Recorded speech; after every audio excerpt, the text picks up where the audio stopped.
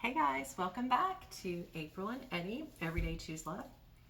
So it's been a while and I wanted to give you guys a bread update. I'm very excited. I finally have my starter really producing very well.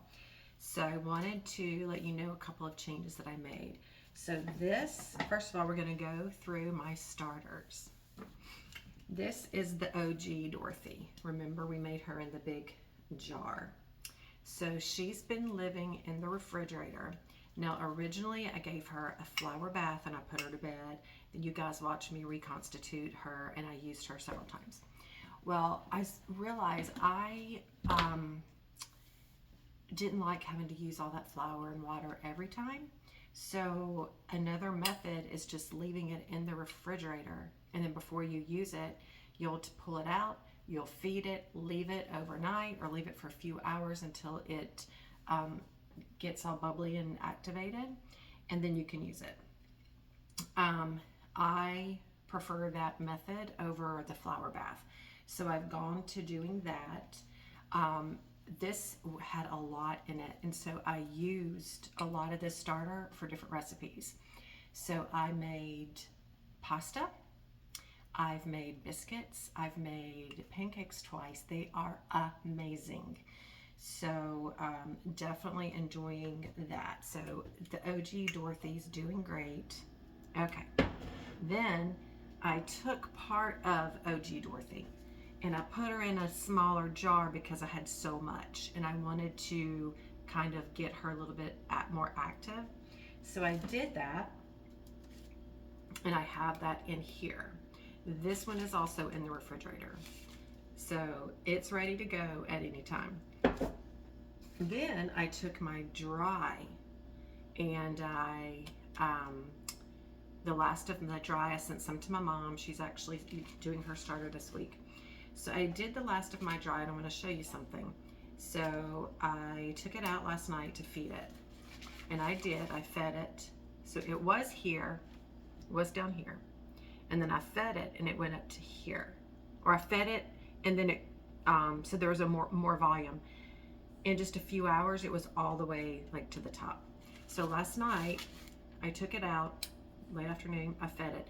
By the end of the evening, it was fine for me to mix up my dough, but it was so active, I could hear it. I could hear it bubbling.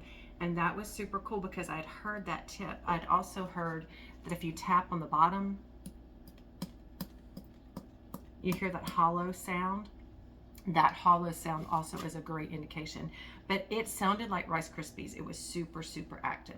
So those three are all in the refrigerator. But wait, there's more. I should save that one for last. It's going to get confusing. All right, so with this new starter that I made this loaf of bread.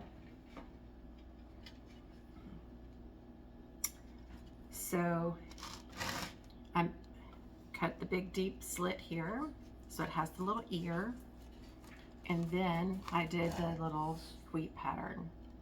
It did rise more than it had so far. See?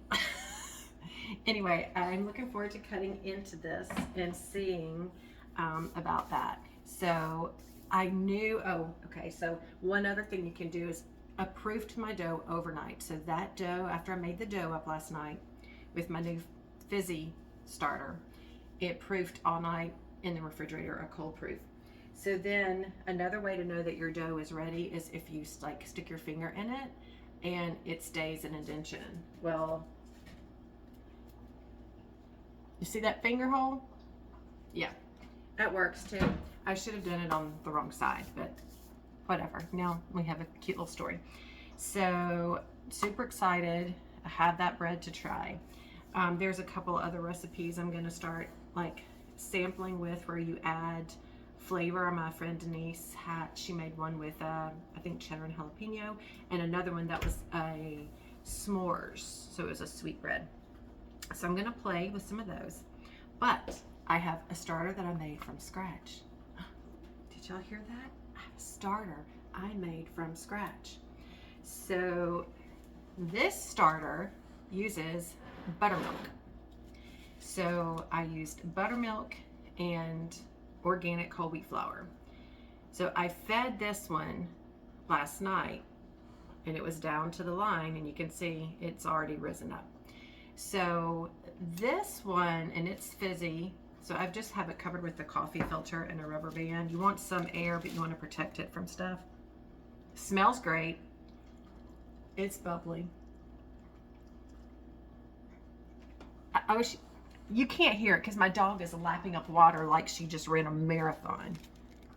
But anyway, it is fizzy. So that is so crazy. It's got that little carbonation. Maybe that's not the science word for it, whatever.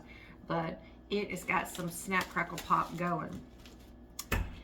This recipe I'm going to use is from the German lady, our Gabled home. So she has this starter. It is so easy.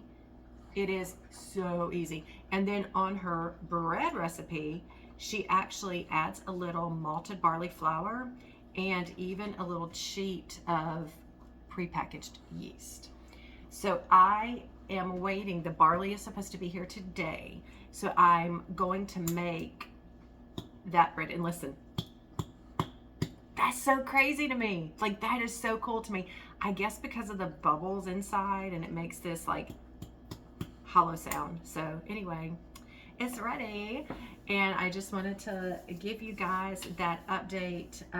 I do bake my bread in a Dutch oven. I think it's working great. I am going to try the sandwich loaf. I haven't tried that yet, but I did want to give you guys an update and let you know I'm getting there. Like, I'm getting there. And at first it seems super crazy, and then it gets like way easier. So if you're like me and you are new to this world, do not be intimidated. Once you start doing it, you just have to do it to learn about it. It's better. So anyway, I'm going to link in the description the two people that are my favorites that I follow. And one is the Rose Homestead and the other is our Gabled home. So anyway, I hope you guys have a great day. See ya. Bye.